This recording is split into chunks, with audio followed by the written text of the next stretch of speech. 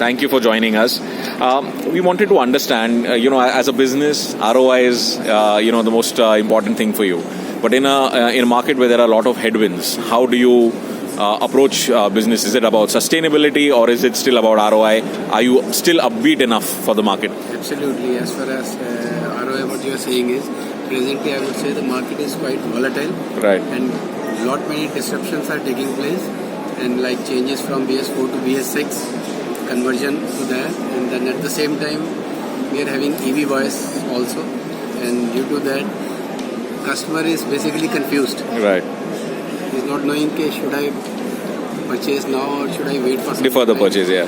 And due to all these things, and this last year, 1920, it was comparatively low than the previous year, and we feel maybe coming time, this 2021, probably first quarter may have same kind of an impact, and once this transition period is over, hopefully things should improve.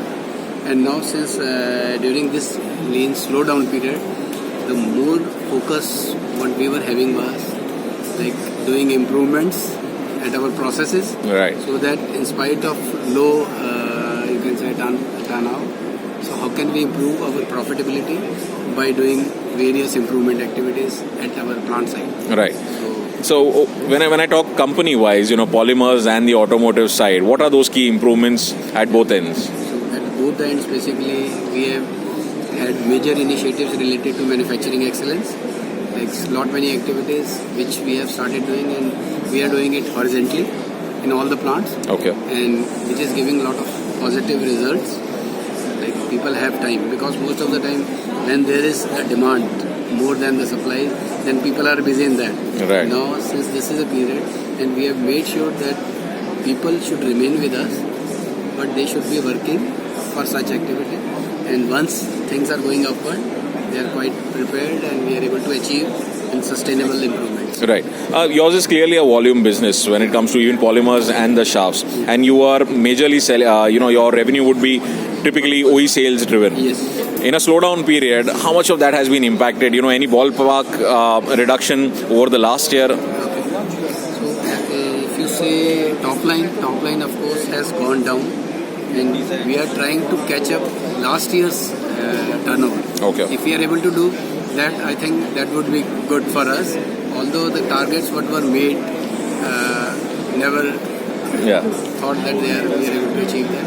And due to this slowdown and all these plans, so we hope we'll be able to sustain for this year, and we'll be able to have, I claim, better profitability than the last year. Right. By doing all these improvements. Right. What are your latest flagship products when it comes to automotive space and the polymer space? Yeah. In case of automotive space, like primarily we are coming up with some more new products. We are doing some diversifications also, and we have done some JV and discussing for some TA joint ventures also. Right. So is it more of a technical collaboration or a financial collaboration? In some cases, it could be a 50-50 JV. Okay. And sideways we are diversifying into white goods industry also, because rubber is rubber. Even if there is slowdown, so that we should have some other option available. Right. So we are working on that also, so that all our assets what we are having, so all equipments and all that can be used for other things. So that is another area. And in case of auto side, we are doing diversification and adding some more technical as well as JV partners. Right. Are you disappointed with the lack of direct benefits extended to the sector as a whole in the budget? Any particular misses that you really wish were addressed? Yeah, actually, one of the key points, like we were expecting, will have some reduction in GST. So which should take care of the kind of hype. Right. That's from 28 to 18. Yes. 4 to 6, whatever increases are there, if they are going to reduce, that can give some positive impact to the price.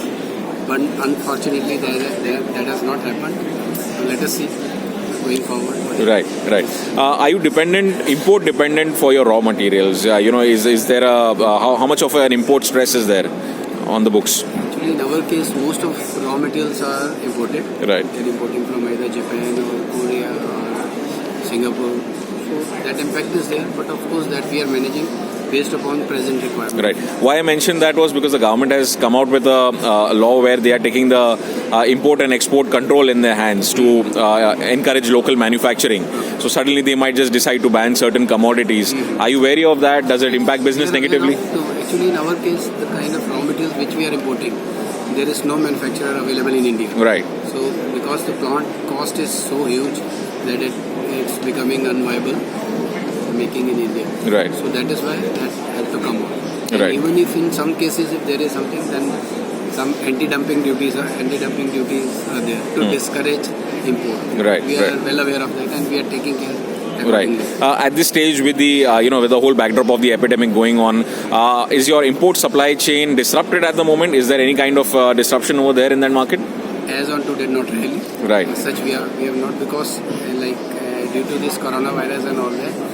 Luckily, we do not have procurement from China, Okay. so we are not having that impact. And from rest of the countries, since slowdown period, it's across the world. Right. So that is why our manufacturers are having much more capacities.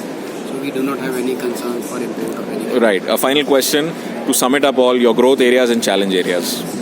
Our growth area, we are looking after we are coming up with a new field where we are going to be in the air spring market. Okay. Which has a lot of opportunities in India in a commercial segment. So we feel they will be able to grow. And the other area where we have entered is hydraulic brake hoses. Okay. And for that we had technical collaboration with a Japanese company, Meiji Flow System.